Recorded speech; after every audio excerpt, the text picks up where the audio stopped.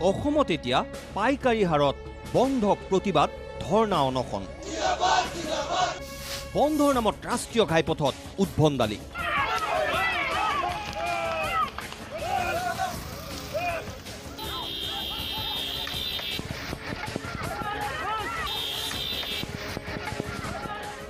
ৰাজ্যৰ ভিন্ন প্ৰান্তত হাহাকাৰ শিক্ষাৰ্থী সাধাৰণ জনতাৰ ৰাজ্যত প্ৰতিদিনে এতিয়া সুলভ বন্ধ প্ৰতিবাদ ধৰ্ণা কিংবা অনশন দিনত যদি ধৰ্ণা অনশন নিশালৈ আকৌ জোৰ সমদল বন্ধ বুলিলে বন্ধ আৰু এয়া চাওক সদৌ অসম মটৰ পৰিবহণ সন্থাই আহ্বান জনোৱা 24 ঘণ্টীয়া চকা বন্ধৰ প্ৰভাৱ এয়া দবকাৰ ৰাষ্ট্ৰীয় ঘাইপথৰ দৃশ্য কোনে কিয় বন্ধ দিছে সেইটো ডাঙৰ কথা নহয় কিন্তু হাতে হাতে শিল লাঠি লৈ ৰাজপথত আহি কিদৰে উদ্ভণ্ডালি কৰিব লাগে সেয়াহে ডাঙৰ কথা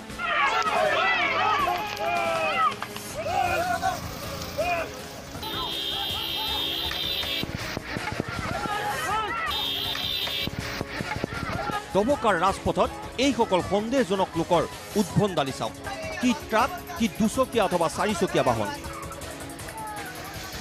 আৰক্ষীৰ অস্তিত্বক সম্পূৰ্ণৰূপে ধূলিসাৎ কৰি ৰাজপথত উদ্ভণ্ডালি সকলো সীমা কিদৰে চেৰাই গৈছে ভালদৰে চাওক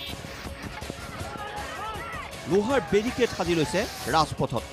আৰু এফালৰ পৰা ৰাজপথেৰে অহা বাহনৰ ওপৰত এওঁলোকৰ আক্ৰমণ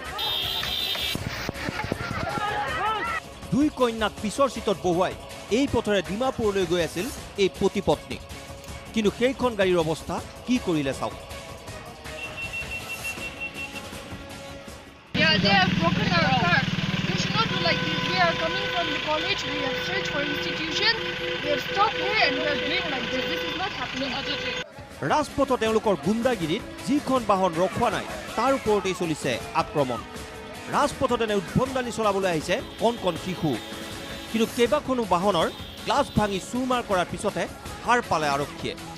আৰু তাৰ পিছত ৰাষ্ট্ৰীয় ঘাইপথত আৰক্ষীয়ে চলালে অভিযান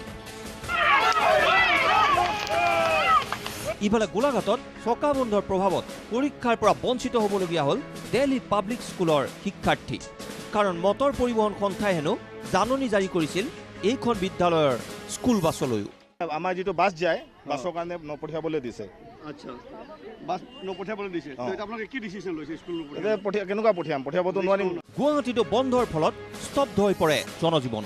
অফিচ কাৰ্যালয় কিংবা বিদ্যালয়লৈ ওলাই আহি হাহাকাৰৰ সন্মুখীন হয় সাধাৰণ জনতাৰ পৰা ছাত্ৰ ছাত্ৰীলৈ কিন্তু কি কৰিব উপায় নাই কাৰণ বন্ধত সকলো অন্ধ সোমবাৰৰ দিনটোতো চকা বন্ধৰ উপৰিও ৰঙিয়াত আকৌ পৃথক কমতাপুৰৰ দাবীত আক্ৰাচুৱে পালন কৰিলে প্ৰতিবাদ মুঠৰ ওপৰত ৰাজ্যত এতিয়া পাইকাৰী হাৰত বন্ধ প্ৰতিবাদ ধৰ্ণা অনশন উপলব্ধ ব্যুৰ ৰিপৰ্ট নিউজ লাইভ